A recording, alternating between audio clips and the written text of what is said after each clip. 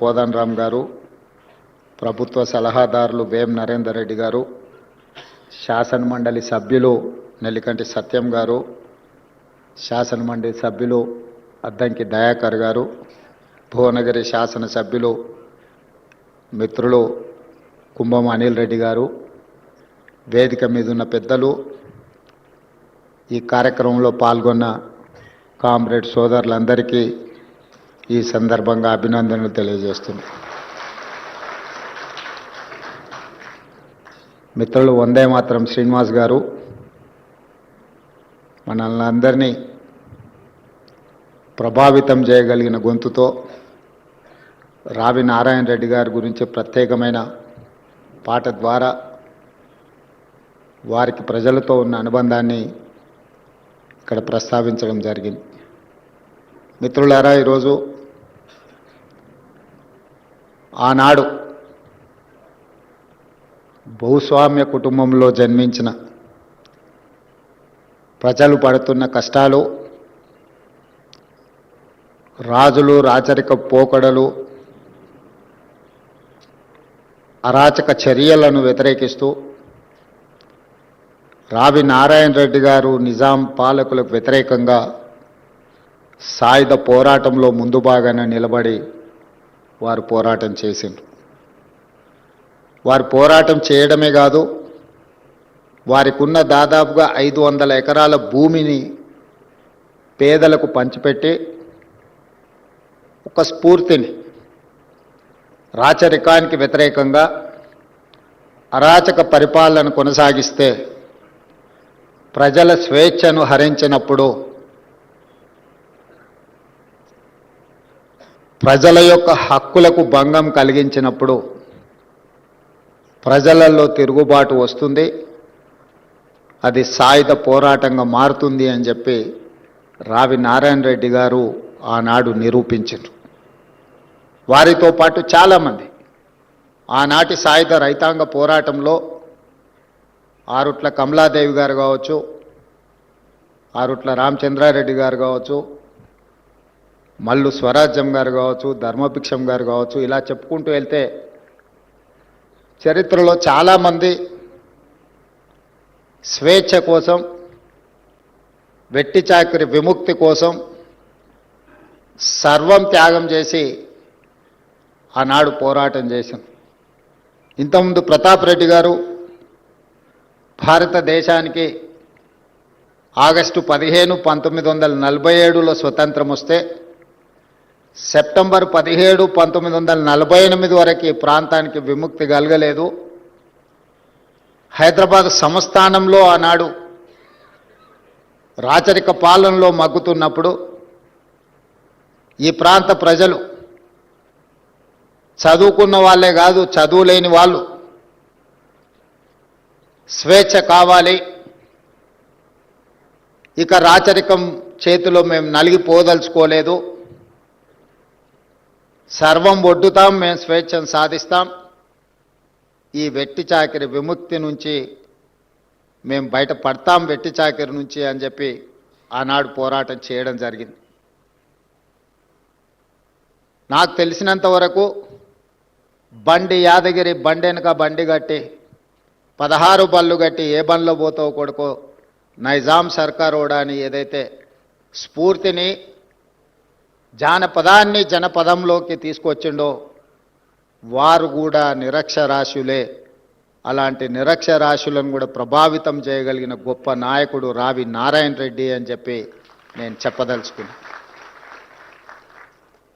ప్రజలలో చైతన్యం, ప్రజలలో పోరాట స్ఫూర్తిని నింపినవాడే గొప్ప నాయకుడు అవుతాడు.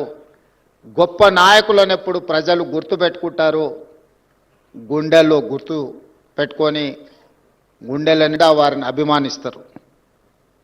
స్వతంత్రం వచ్చి భారత రాజ్యాంగాన్ని రచించుకొని మొట్టమొదటి పార్లమెంట్ ఎన్నికలు ఈ దేశంలో నిర్వహించినప్పుడు ఈ దేశంలోనే అత్యధిక మెజారిటీతోని గెలిచిన గొప్ప నాయకుడు రావి నారాయణ రెడ్డి మొట్టమొదటి ప్రధానమంత్రి పండిట్ జవహర్లాల్ నెహ్రూ గారి కంటే కూడా అత్యధిక మెజారిటీతోని పార్లమెంట్ సభ్యుడిగా ఎన్నిక అయ్యిండు అని అంటే ప్రజలకు వారి పట్ల ఉన్న నమ్మకం, విశ్వాసం, వారు ప్రజల కోసం చేసిన త్యాగానికి, పోరాటానికి గుర్తింపే భారతదేశ మొట్టమొదటి పార్లమెంట్ ఎన్నికల్లో వారికి అత్యధిక మెజారిటీ రావడం.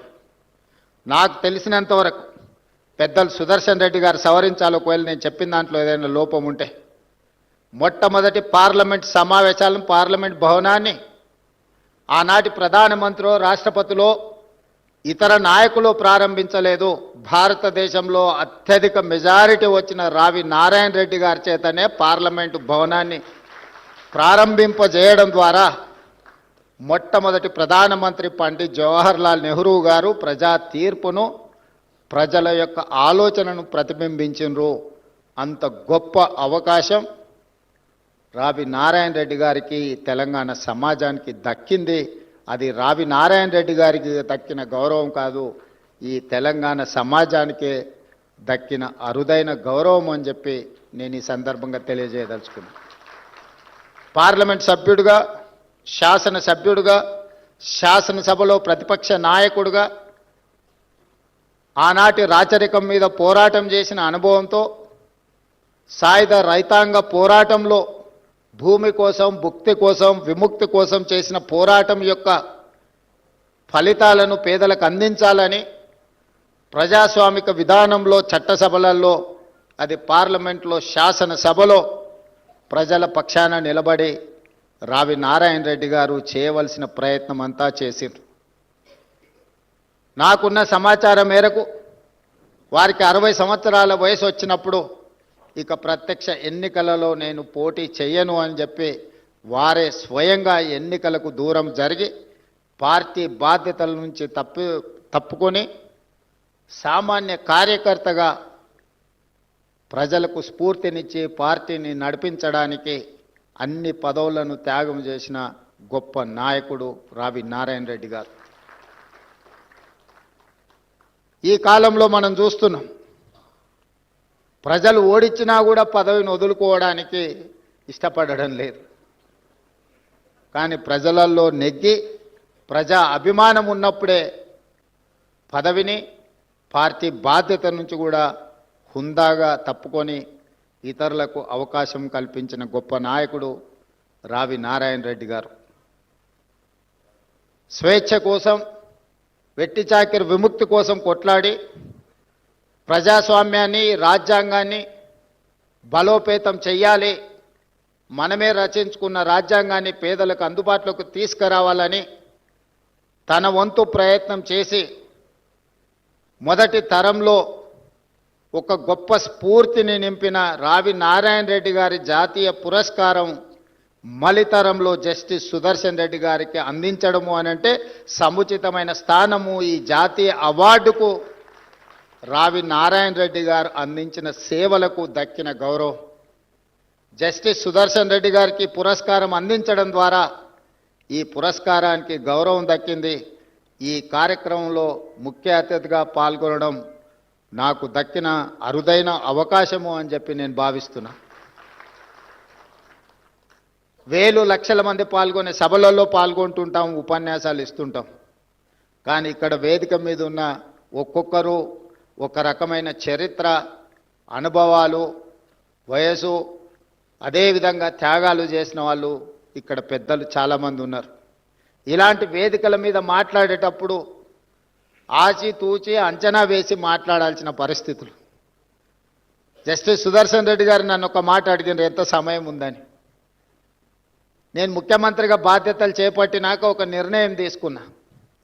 నాకంటే చిన్నవాళ్ళు ఉంటే సమయం నేను చెప్పాలి, నాకంటే పెద్దవాళ్ళు ఉంటే వాళ్ళు ఇచ్చిన సమయం అంతా కూర్చోవాలి అని. అందుకే మీరు ఎంతసేపు ఆదేశిస్తే నేను అంతసేపు ఉంటాను. మీరు ఈ సమాజానికి ఇవ్వాల్సిన సందేశాన్ని మీరు ఇవ్వండి. ఎందుకంటే ఈనాడు ఆ స్ఫూర్తి తగ్గుతా పోతా ఉంది.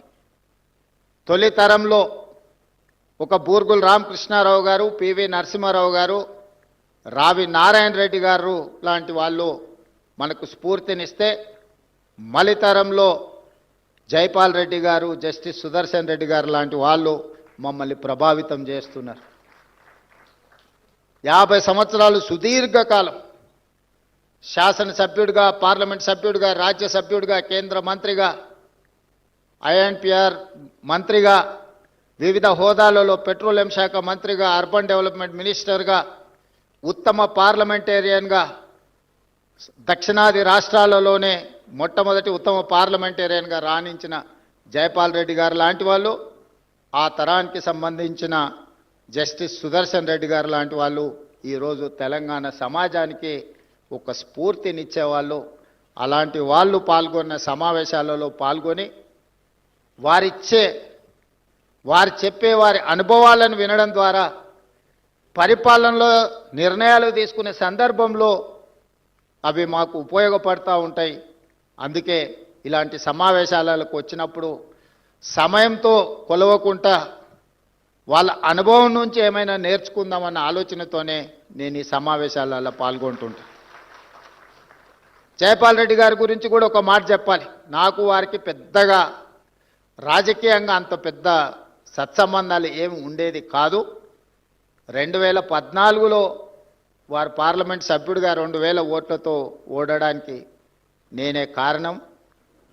కానీ ఏ రోజు కూడా వారు నన్ను ఎప్పుడు ద్వేషించలే. 2019లో వారిని పార్లమెంట్ సభ్యుడిగా నిలబడమని నేనే స్వయంగా వెళ్ళి వారితో కూర్చున్నా. ఈసారి ఎట్లయినా మీరు ఎన్నికల్లో నించోండి, మీ గెలుపు కోసం ప్రయత్నం చేస్తాం. 2014లో జరిగిన తప్పిదాన్ని 19లో సరిదిద్దాలనుకుంటున్నాం. మీరు పార్లమెంట్ సభ్యుడిగా పోటీ చేయండి.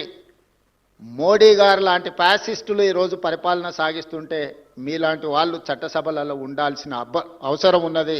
నిబద్ధత కలిగిన, ప్రశ్నించగలిగిన శక్తి సామర్థ్యాలు ఉన్న మీలాంటి వాళ్ళు ఎన్నికల్లో పోటీ చేయాలని వారిని నేను స్వయంగా కలిసి మాట్లాడిన. కానీ వారు అన్నారు, తరం మారింది, ఇక మేము ప్రత్యక్ష ఎన్నికల్లో పోటీ చేయడం సమంజసం కాదు, నేను ఎన్నికల్లో పోటీ చేయను, మీరు ఎన్నికలను పోటీ చేయండి, మీకు అవసరమైన మా అనుభవాన్ని మీకు అందిస్తామని 2019 ఎన్నికల సందర్భంగా జైపాల్ రెడ్డి గారు అనడం జరిగింది.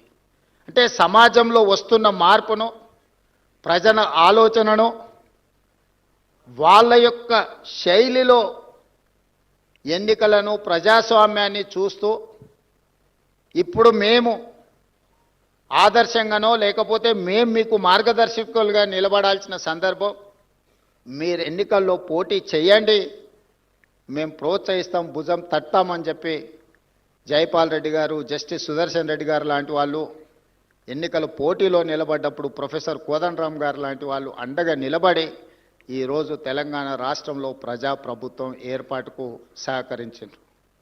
ఇవన్నీ అనుభవాలు. చరిత్ర మనకు పాఠాలు నేర్పుతుంది. జరుగుతున్న పరిణామాలు మన కళ్ళకు కట్టినట్టుగా కనిపిస్తాయి. ఈ రెండు కలిస్తేనే మన భవిష్యత్ కార్యాచరణగా మారుతుంది. అందుకే ఈనాడు ఒక రావి నారాయణ రెడ్డి గారి యొక్క గొప్పతనము, ఈనాడు అవార్డు గ్రహీత జస్టిస్ సుదర్శన్ రెడ్డి గారి గురించి 2 విషయాలు ప్రస్తావించాల్సిన అవసరం ఉన్నది. మొన్న ఉపరాష్ట్రపతి ఎన్నికల సందర్భంగా కాంగ్రెస్ పార్టీ అధ్యక్షులు మల్లికార్జున్ ఖర్గే గారు, రాహుల్ గాంధీ గారు నాకు ఉదయమే ఫోన్ చేసింది, మాట్లాడేది ఉంది అని. ఏదైనా పార్టీ వ్యవహారాలు అనుకున్నాం. ఉపరాష్ట్రపతి ఎన్నికలు వచ్చినాయి. ఈ ఎన్నికల్లో